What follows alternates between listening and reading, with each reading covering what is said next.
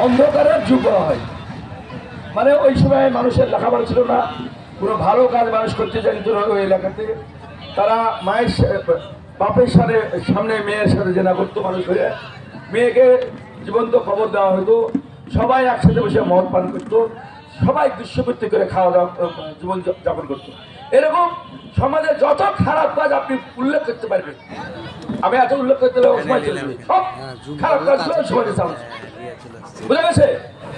সকল খারাপ কাজ, সমাজের সকল খারাপ কাজগুলো ওই সমাজে চালু ছিল, সেই সমাজে রাসূলের জন্ম হয়েছে। বুঝা গেল? আচ্ছা, সেই সমাজে রাসূলের জন্ম হলো। রাসূল কি একটা হাদিস বলেছিলেন, রাসূলকে ওই জিবরাইল আলাইহিস সালামের বয়স নেই, রাসূল বললেন যে ওই তারাটাই আমি ছিলাম।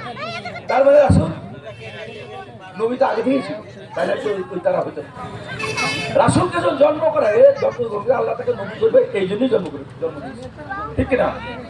তাহলে নবী করার জন্ম হবে, তার দ্বারা খারাপ কাজ হতে পারে, হয়তো পারে।